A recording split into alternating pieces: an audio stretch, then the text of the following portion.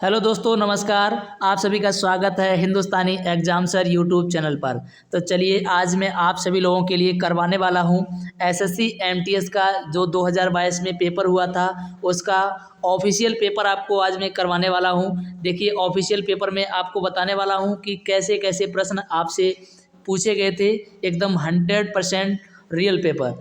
तो देखिए, GK GS का सेट 1 है ये। टारगेट 70 में, जैसे कि 75 में आपका 70 का टारगेट लेकर के चलेंगे और यही क्वेश्चन जो है बार बार रिपीट होते हैं। तो चलो, मैं आपको जो है सीधा ले चलता हूँ। इससे पहले मैं आपको थोड़ा शुभकामनाएं देना चाहूँगा कि प्यारे छात्रों, माता रानी की कृपा आप सब बनी रहे और आप माता रानी के सपने जैसे कि अपने माँ बाप के सपने को पूरा कर सकें। हम आपकी उज्जवल भविष्य की कामना करते हैं और हमारे यूट्यूब चैनल परिवार का आप भी हिस्सा बने।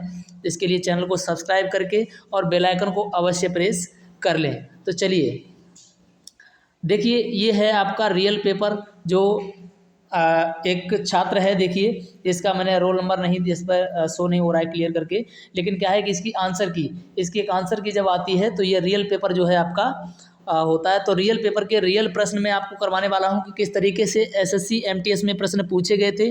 तो आप भी इसी प्रकार से अपनी तैयारी को करके जाएं और पेपर से आपको अंदाज़ा लग सकता है कि आपकी तैयारी कितनी है। प्रीवियस पेपर को सॉल्व करेंगे तो आप अपनी तैयारी को चेक कर सकते हैं। तो चलिए स्टार्ट करते हैं। पहला प्रश्न है आपका, शिव कुमार शर्मा का नाम किस वाद्य यंत्र से जुड़ा है? तो देखिए, ऑप्शन आपके सामने है। तो ये ऑप्शन सी जो है, यानी 3 नंबर का प्रश्न है, ऑप्शन है आपका संतूर, आपका राइट आंसर हो जाएगा। ग्रीन वाला जो है वो आपका राइट आंसर है, रेड वाले ये आपके इनकरेक्ट आंसर हैं। ठीक है।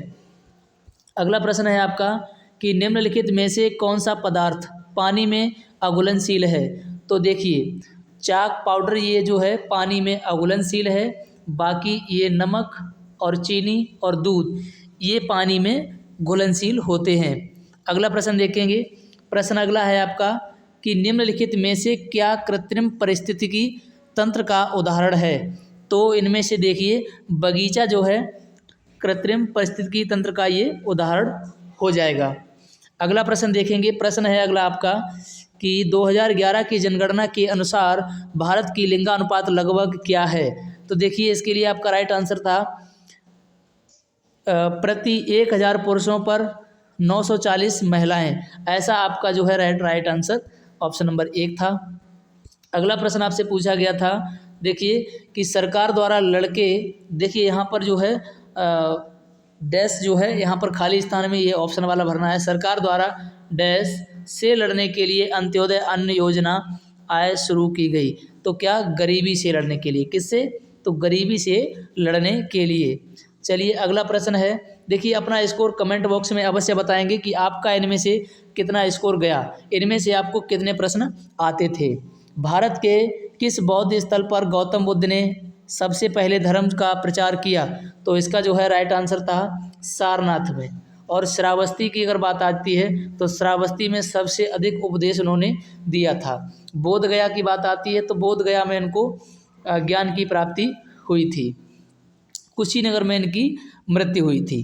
चलिए, अगले प्रश्न की बात करते हैं। तो बेकिंग सोडा, देखिए, बेकिंग सोडा का रासायनिक सूत्र क्या है? तो बेकिंग सोडा का रासायनिक सूत्र होता है NaHCO3। क्या होता है? NaHCO3। ऑप्शन नंबर ए आपका सही है।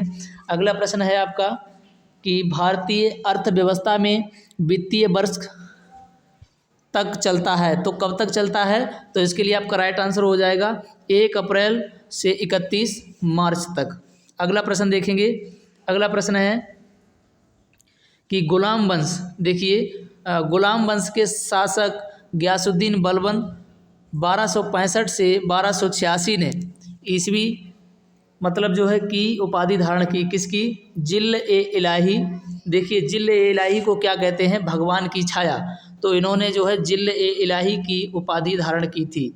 जिल ए इलाही, इस पर शायद दिख नहीं रहा होगा, तो देखिए किसकी? जिल ए इलाही, इलाही। ठीक है। तो चलिए, इसकी उपाधि धारण की थी।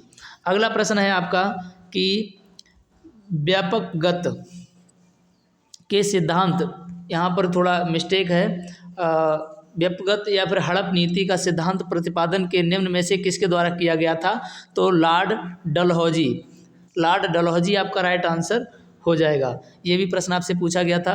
ये सभी ऑफिशियल प्रश्न हैं, अपनी तैयारी को ज़रूर चेक करें और अपनी तैयारी का चेक करके स्कोर भी बताएंगे कि आपका इनमें से कितना सही हो सका।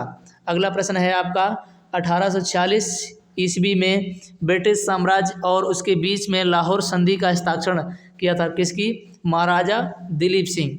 महाराजा जो है दिलीप सिंह के बीच।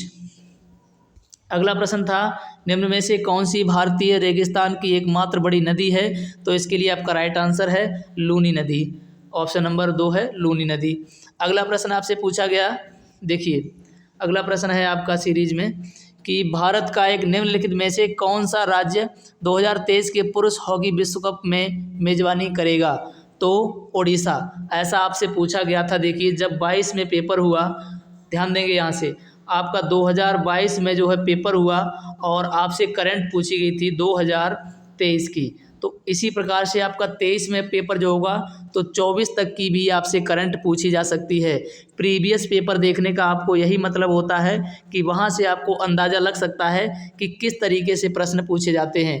तो देखिए 22 में आपका ये पेपर हुआ, 23 की करंट पूछी गई है, 23 में पेपर होगा, 24 की करंट आपसे ऑब्वियसली पूछी जाएगी। इसीलिए ये सीरीज़ आप बिल्कुल लेना ना भूलें। ये सीरीज़ जो है आपके लिए बहुत ही इम्पोर्टेंट होगी और आप जो है आप अंदाज़ लगा सकते हैं कि किस तरीके से प्रश्न पूछे गए थे, तो आगे किस प्रकार से प्रश्न पूछे जाएंगे। इसके लिए लगातार मैं ये सीरीज़ लाता रहूँगा पेपर तक, तो चैनल को सब्सक्राइब करके बेल आइकन को अवश्य प्रेस कर लें। अगला प्रश्न है आपका, देखिए अगला प्रश्न है Modi government new surge of communalism पुस्तक के लेखक कौन है? तो इसके लेखक कौन है? सीताराम येचुरी। देखिए सीताराम येचुरी आपका जो है राइट आंसर हो जाएगा।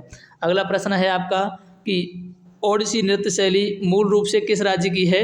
तो इससे लग रहा है ओडिशा राज्य से ही रिलेट हो रहा है, तो ओडिशा राज्य से है ये। अगला प्रश्न आपसे पूछा गया था निम्न में से किस राज्य के राज्य विधानमंडल में 2 सदन हैं? तो देखिए इनमें से पूछा गया है, तो राज्य आपका जो है महाराष्ट्र राइट आंसर है। अगला प्रश्न आपसे पूछा गया था कि मार्च 2022 तक उपलब्ध जानकारी के अनुसार भारतीय संविधान में भारतीय नागरिकों को कितने मौलिक कर्तव्य हैं? तो कितने मौलिक कर्तव्य हैं? तो ये 11 आपका राइट आंसर था। अगला प्रश्न आपसे पूछा गया है कि ऐहोल की राजधानी थी, क्या थी? मतलब किन की राजधानी थी? तो ये चालुक्यों की राजधानी थी। किसकी? चालुक्यों की। अगला प्रश्न है आपका, थोड़ा स्पीड में इसलिए करवा रहा हूँ क्योंकि आपके ऑप्शन पहले से ही शो हैं इसमें, मैंने जैसा कि आंसर की वाला पूरा सेट है ये, तो ये जो PDF आपको प्रोवाइड कराई है। कोणार्क नृत्य उत्सव भारत के किस राज्य में मनाया जाता है? तो ये उड़ीसा राज्य में मनाया जाता है।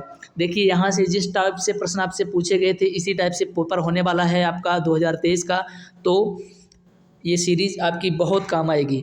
कोणार्क नृत्य उत्सव भारत के किस राज्य में मनाया जाता है? तो उड़ीसा राज्य में रिपीटेड है ये। अगला प्रश्न 2011 की जनगणना के अनुसार निम्नलिखित में से कौन सा भारत का सर्वाधिक जनसंख्या वाला महानगरीय शहर है? ऐसा प्रश्न पूछा गया था, तो ये मुंबई आपका राइट आंसर हो जाएगा। अगला प्रश्न आपसे पूछा गया है कि निम्न में से कौन सा भारत के पूर्व तट के पूर्व आंशिक भाग के लिए एक क्षेत्रीय नाम नहीं है? तो कौन सा नहीं है? तो मालाबार तट नहीं है, बाकी ये सभी कोरोमंडल, उत्कल और तमिलनाडु तट ये हैं। अगला प्रश्न है आपका कि रीता गिद्दा नृत्य करती है।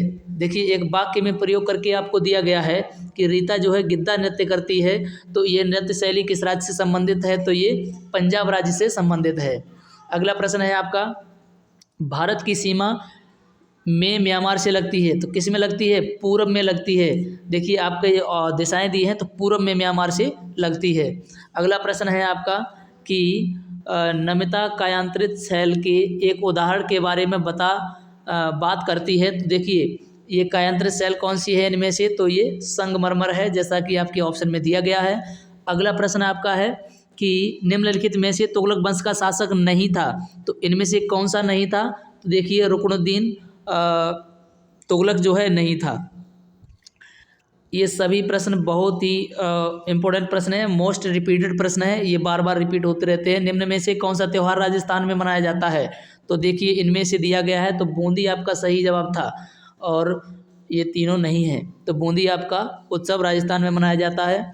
अगला प्रश्न है आपका कि निम्न में से कौन सा मानक साधन जिसके द्वारा भारत में चुनाव कराए जाते हैं, तो किसके द्वारा? इलेक्ट्रॉनिक वोटर मशीन जो होती है, यानी इलेक्ट्रॉनिक जो वोटिंग मशीन होती है उसके द्वारा चुनाव कराए जाते हैं। अगला प्रश्न है आपका आयनिक यौगिक NaCl का रासायनिक नाम क्या है? तो देखिए ऐसा आपसे पूछा गया था, तो देखिए इसमें क्या है, सोडियम क्लोराइड आपका राइट आंसर हो जाएगा।